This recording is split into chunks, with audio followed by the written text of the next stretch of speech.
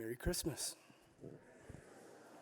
It's good to be back with everyone, as I've been gone for the last 3 months, and what better time with the smells and the bells than to come back at Christmas.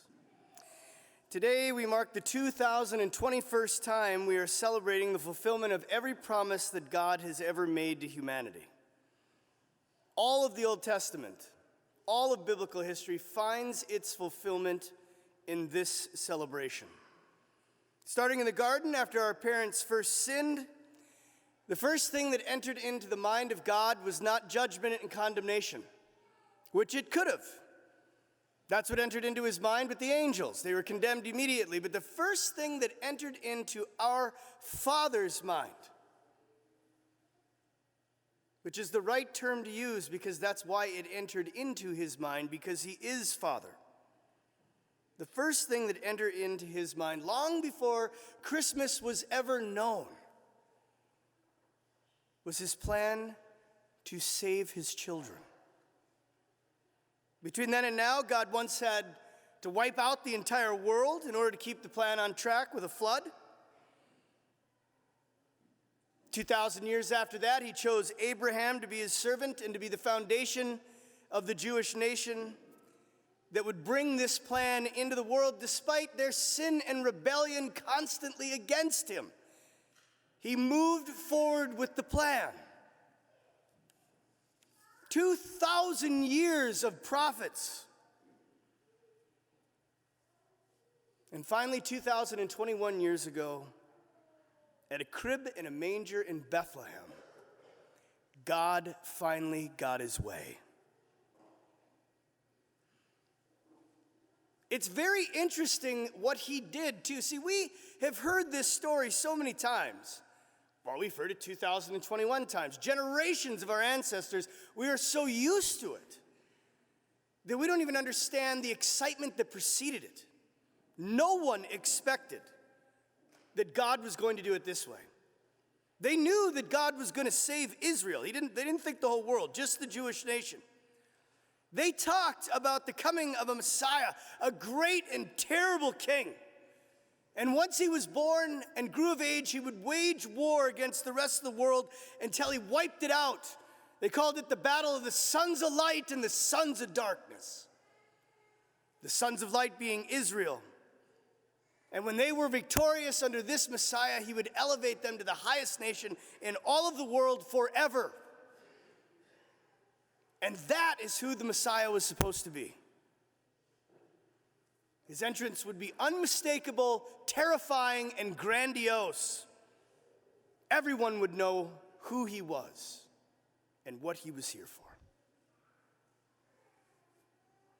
So just when you think you got God's plan figured out for even your own life, the entire nation of Israel, the chosen people, had it so unbelievably wrong, it was 180 degrees on the other side. We didn't get a terrible conquering king. No one ever expected God to become man. If you pull anything out of this day, just think about it at some point before you go to bed tonight. God, the very God who has made trillions of stars in the universe, who sustains all of the angels, all the souls in heaven and hell, all the souls on earth, every galaxy that there is, he's holding in existence. That God became one of us. I mean, how many times have we thought of like Michael the Archangel or Gabriel or these magnificent beings and we say, oh, how holy and powerful they must be. Can you imagine seeing one? But God did not become one of them. God became one of us. And we have heard it so many times that it's just no big deal. But it is the biggest thing that has ever happened in the history of humanity. And it changed humanity forever and ever and ever. Even more incredible is the fact that he was born into a poor family that had no worldly significance or importance. They are from the tribe of Judah, though, where the Messiah was supposed to come from. And actually, if you read the whole genealogy, Joseph comes from a very noble line of people. He was completely unnoticed, and the creator of the entire universe is laying in a trough that they feed animals out of. He's not even discovered by the priests of the time. We'd probably miss him now, too. Rather, he's discovered by 3 pagan magicians from the Orient that didn't know anything about the scriptures, but they discerned it from astrology.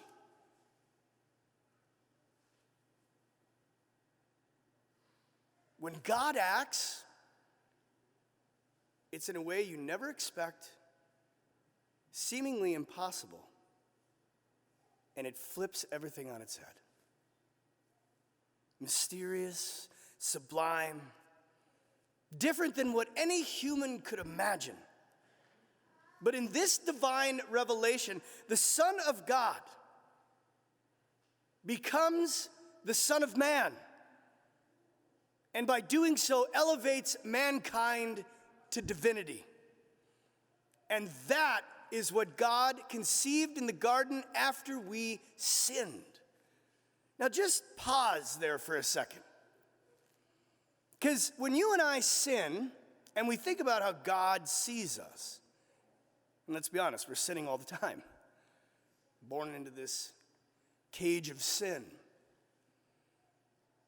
But if that's the way it started, and this is the fulfillment of it, then what he is doing in our life is not continually looking down on us. He is not judging us. He is not disappointed in us. He is the greatest advocate that you have. He is the best friend that could ever be given to you. And so when you think about your relationship with him, think about Christmas.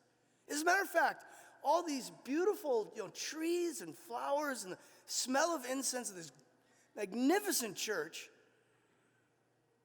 that's what God's supposed to feel like. He's not supposed to feel like he's feeling bad about you all the time. He's supposed to feel warm, loving, just like Christmas.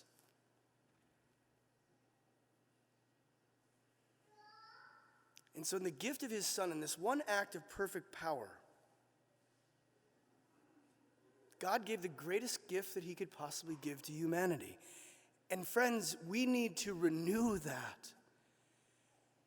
When was the last time you heard of anybody talking about Jesus in the midst of this pandemic? In the midst of political turmoil, in the midst of the brokenness of whatever we got going on in our own lives and our own families, and it's on the uptick, right? The world is in shambles right now. We got the answer. Him.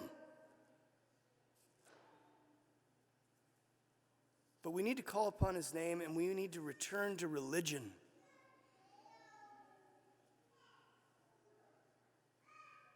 God is with us. And it's not, God out there. It's in here. What's wrong with humanity right now is our heart. And the solution to the turmoil that our hearts are in is Jesus. It's just that easy. And so on this Christmas, I ask you to meditate on this. Is Jesus enough for you? I mean, really, when you think about America, and I love my country, as you know, I serve this country. But we have so much that we don't even need him anymore. At least we don't think we do. And in that huge abundance, we found happiness. Well, no, we haven't. There's a lot of restlessness out there. There's a ton of division. A lot of fear. And nobody knows where it's going, but he does. And so as we think about our lives, as we think about our families, as we think about our country, as we celebrate Christmas together, I just want you to ask that on the inside. Is Jesus enough for me? And if it's not, do you know him? Because the gift remains the same. Always, forever. Just because we get out of control doesn't mean that he's not there. A merciful heart, full of tenderness, compassion. Literally, the heart of a child is the heart of God. A heart that beats every second of its eternal existence for your salvation. Believe it or not, he wants us in heaven more than we want to be there.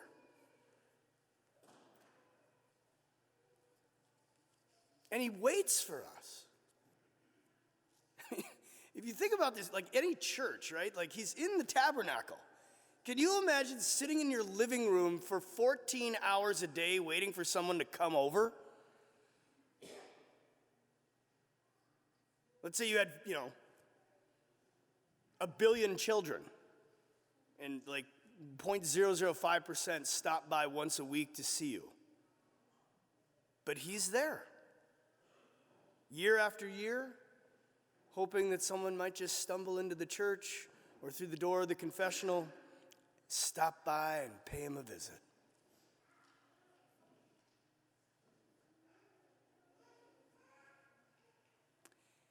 This pandemic, and first off, I am so glad that you're all here celebrating Christmas, but this pandemic, as I traveled across this country, has ravaged the church.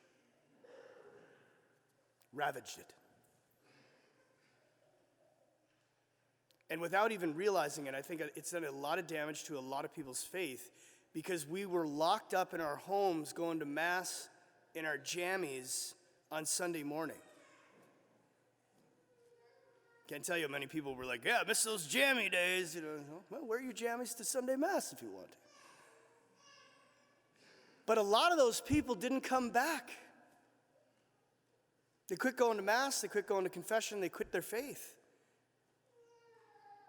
And so the church has just been whittled down, and I'm asking you this Christmas, where is your faith in your relationship with Jesus? And on Jesus' behalf, right, we always think what we're going to give. Christmas is kind of a little kid's holiday that just dawned on me this year. Like, anyway, I don't want to get into that, but the whole point is we're giving gifts to everyone. We're going to go home, we're going to have our meals and all this. What are we giving to Jesus? Because what we're celebrating is Jesus' birthday. So yeah, he likes it when we're good to each other, but what are we giving him? Well, the question would be, what does Jesus want? And the only thing that Jesus wants is you. A personal, sacramental, religious, which means relationship in Latin, relationship with you. It always gets me when people are like, well, I'm spiritual, but I'm not religious. Oh, so you're spiritual, but you don't want a relationship with God, because that's what that means. No, I want a personal relationship. Well, then you got to be religious. And being religious means practicing what he gave us, which is the relationship. It's not a bunch of rules and regulations. What we're doing here is relational. We're going to commune with the living God who came 2,021 years ago in his body, blood, soul, and divinity from this altar. And he loves that. He loves it so much that he asks that you do it 52 times a year. And so on his behalf, as his representative, I am begging you, if you're not going to Sunday Mass anymore, please come back. I'll even say it's not your fault. We are living in terrible times. If you haven't been to confession forever, I am begging you on Jesus' behalf, please, before the new year, come and make a good confession. Or shortly afterwards. Let that be your resolve. If you haven't prayed or your prayer life has waned, then I'm begging you, please, find your rosary. Come into the church for adoration. We have it all the time. Or at least by yourself or with your spouse, before you go to bed at night, say just one prayer, maybe the Our Father. Reinvigorate your spiritual life.